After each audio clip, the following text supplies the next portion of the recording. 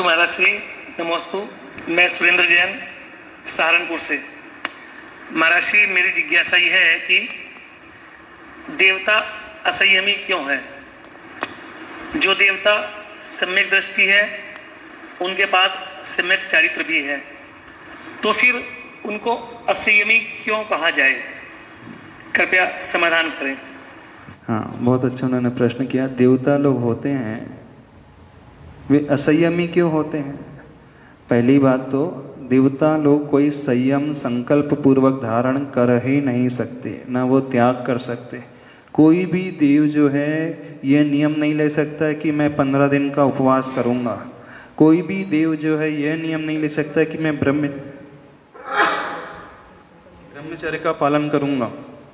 ये बात अलग है कि 16 स्वर्ग के ऊपर जहाँ देवियों का अभाव होता है वो तो क्षेत्रकृत विशेषता है, लेकिन वहाँ पर उनकी संज्ञाओं की समाप्ति नहीं हो जाती है। पुरुषार्थ पूर्वक उनके कुछ उस संयम का पालन नहीं होता है।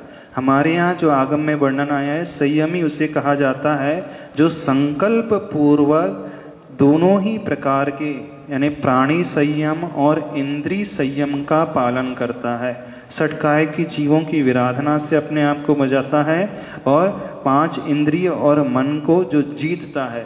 तो देवता लोग न पंचेंद्रिय के विषय को जीत पाते हैं और न ही इस प्रकार से कर सकते हैं। भले ही वो किसी को मारते नहीं हैं, लेकिन यह क्षेत्रकृत विशेषता है, इस कारण वो असंयमी कहलाते हैं। और मान लीजिए कोई यहाँ पर मनुष्य लोक में भी मनुष्य है, वो किसी को मारे ना, अथवा वह बहुत अच्छे से रहे, शालीन तरीके से रहे, लेकिन संकल्प नहीं लिया है, तो भी वो संयमी नहीं कहलाया जाएगा। जैसे एग्जाम्पल के लिए मान लीजिए आपने बैंक में करंट अकाउंट में 1 करोड़ रुपए रखा है, तो आपका 1 करोड़ 6 साल के बाद डबल हो जाएगा।